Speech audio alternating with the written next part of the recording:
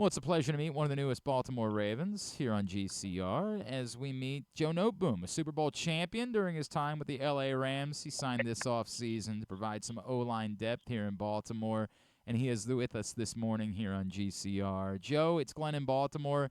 It's great to chat with you, man. Thank you for taking the time with us, and congratulations on being a Baltimore Raven. Yeah, thank you. Appreciate it. Thanks Ab- for having me on. Absolutely, Joe. It's funny, Joe, we were talking to Cooper Rush about this a couple weeks ago.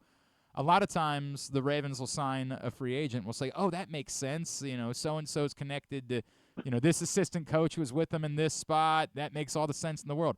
And then sometimes, like with Cooper's case and yours, I'm like, I don't know the connection at all, and so I have to ask, what was there a connection here? Was this just sort of an opportunity that was in front of you that you said, "Yeah, that sounds good"? How did it all come about? Uh, yeah, you're kind of right. No, really, I didn't have any coaching connections or anything like that. Just kind of in the off season, they kind of just showed, the most interest and uh, wanted, me to wanted it to work out for me to come here. So um, the only connection that they said they liked me coming out of the draft, but Okay. that's about it. You know what? It's funny you say that because we know historically the Ravens do try to use their own internal scouting from the draft when players become free agents. So it is kind of wild to hear you say that like this is another Yeah. example of that being the case.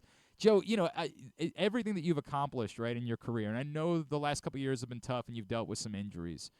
Was it difficult for you in free agency to say, yeah, I'm going to sign up for a job where they're telling me I'm not here to be specifically a starter? Like, was that something that you had to go through? You said, hey, are we sure there aren't other opportunities available? Or were you okay with that and saying, no, this is a pretty good spot, even if I'm not penciled in to start at one position?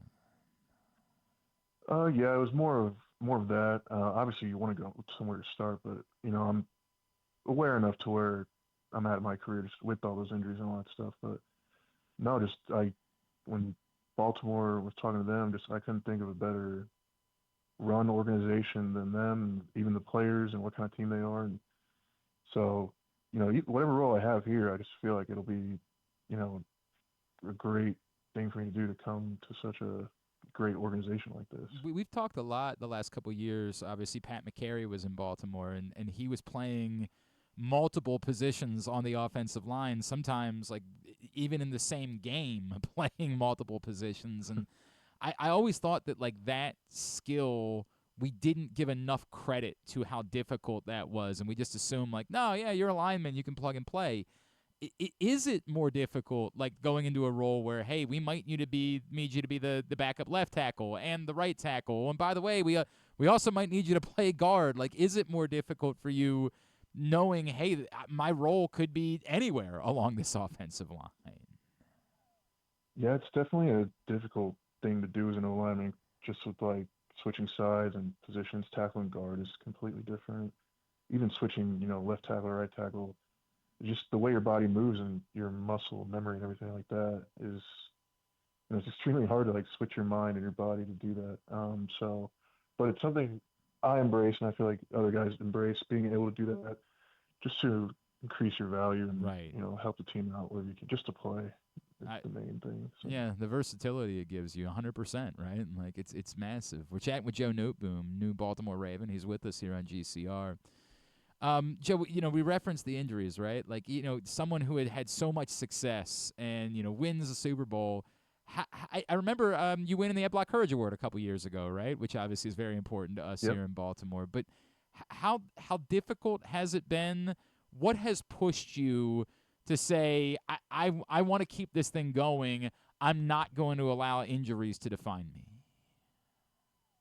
Um, Number one is just I still love playing the game itself. So, um, but other than that, just in every injury I've had, I've been able to come back, 100% from, and then just other things would happen. But just I don't have any like lingering body stuff or stuff that still bothers me. So I feel like I can go out there and still play without you know physically hurting all the time. So it's just just love for the game still, and then right now I just feel body still feels great. So I appreciate that, right? There's, it's better than working for a living, right? Like, yeah, for it's sure. better than that. Joe, what did that experience like being named a Ned Block Courage Award winner a couple years ago? Like getting that recognition from your, and I have to apologize, I don't remember. Were you able to come into Baltimore for the event? Yeah, I did. I was here. Yep. What was that experience like for you, and having your teammates notice that work that you were doing?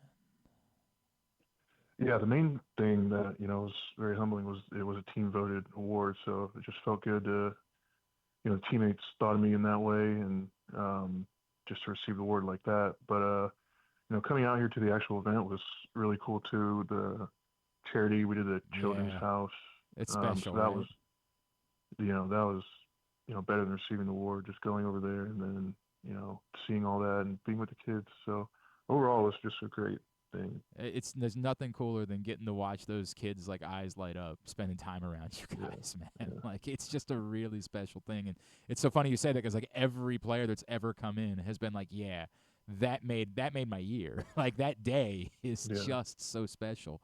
Joe, the experiences that you've had, right? Like, a lot of people would say, well, you've won a Super Bowl, right? Like, we always talk about how that drives guys. Like, I got to win one of those. Did you find yourself saying, like, hey, that experience actually drives me even more to do it again, right? Like, that I want to be able to taste that because you know what it tastes like and how fulfilling it is. Yeah, for sure. The feeling of actually winning it, just the accomplishment, the with your teammates and your teammates' happiness, your coaches, everything you've all worked for. Just that feeling just makes you want it again. And being on this team now, just wanting that here, and it's not a thing like, oh, I already have one out, don't need another one, but it's more wanting to see everyone around you, that joy just that brings with winning a Super Bowl, and the city and the fans No, too. it's there's nothing like it, man. It is unreal, right? Yeah. Joe, the idea of knowing that you're going to be lining up in front of Lamar Jackson and Derrick Henry, right? Like to take nothing away, because obviously you've been around great players, right? Like Matt Stafford is going to be in the Hall of Fame, but Hmm. like, what does as a lineman, what does that do for you? How does that get your juices flowing, knowing those are the two dudes that are going to be standing behind you moving forward? Oh yeah, just it's extremely humbling and everything, but it just makes you want to dial in even more for those guys. You know what type of players they are. If you just give them Lamar a little more time, or Derek, or drive off the line of scrimmage, bigger holes, just what they can do with that is just what drives us to play our best, because all pro players, what they can do for the team and how important that is. No So question. No question about it. Joe, it's interesting is when you reference saying like, hey, just knowing the Ravens organization. Can you tell me a little bit about that? Like, as someone who's never, obviously been on this team, like what the reputation is around the league and why that made, like, the idea of it being the Ravens was so exciting for you. yeah, just around the league, you just have a sense that they're just all about football, hardworking. It's the AFC North, so just physical division. It's just all about football in these towns, and you just know that's what it's going to be, and it's exciting when you just go somewhere where they're just going to grind and just try to win, and just try to win games, and the rivalries within the division. It's part of what makes football fun. Yeah, Ravens Steelers is kind of special, right? Like, and Yeah, Ravens yeah, Bengals has become sort of like that in recent years. Do you feel like who you are, like you're, like that, the idea of that physicality that we associate with the AFC North, like that's kind of a match for who you are as a person and a football player? yeah, for sure. Just being a lineman in general, just you love the physicality of it.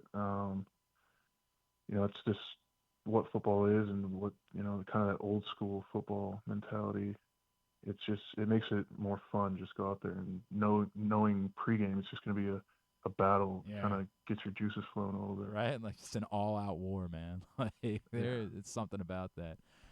Joe, I want to get to know you. This is what I like about you. You're kind of like an anti-social media guy, right? Like you're basically Like I don't think you've sent a tweet in like 8 years, right?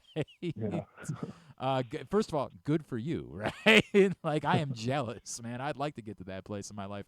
Unfortunately, it's harder to get to know you a little bit. I know you're a Texas guy. Can I assume that like when family comes over, you're on the grill? Like it feels like that's sort of like a law in Texas, right? Yeah, for sure. I definitely need to do more grilling for sure, but yeah, barbecue and all that for sure. Favorite thing to put on the grill? Um, Probably just steak. I mean, Any like steak, you can't go of wrong. course. Are you like the type that's like doing like cowboy butter or something like that on top of the steak? Are you crazy like that or like no, dude? I just need a piece of meat. Like that's all I need. Usually just steak itself. I can't argue with that. I can't argue. It works well. What else? Like when you're away from football, like what else are you into? What can we get to know about Joe Noteboom? Um, Big golfer. Been golfing a lot Okay. recently. I know a lot of guys here do that too. Well, I was gonna So say, what are you shooting? Like what like have you broke 90? Have you broke 80? Have you like where are you at? I'm not like great or anything. Breaking 90s. Yeah, I broke 90. That's about I high mean, 80s. dude, like Kind of where I land. that's to me that's an amazing accomplishment. Like I don't think Yeah, it is. I haven't broken 100, so like Yeah, I think there's still something incredible to say that you've been able to break 90. yeah. Breaking 90 is a really good day. Dude, I think that would be I would quit at that point. Just Yeah. say like I've done it. Are you the type like do you watch golf or do you just play golf? I've watched the major events. Okay, You so know, like watch you the Masters. PGA Championship Not. this weekend. Will you spend time with it? Yeah, probably. Okay, Yeah. all right, I can dig that. Do you have a favorite golfer, or is it just I'm watching because it's background noise? Um, Favorite right now, probably just Bryson DeChambeau, probably. Okay, is it? Do you like that attitude? Do you like the guy that kind of like talks it up a little bit and hooting and Yeah, hollering? yeah, actually. I can dig that. Yeah, it makes it a little more interesting. Yeah, right. Like it fell apart at the The Masters. way he Obviously, plays. it did. Yeah, It didn't go so well.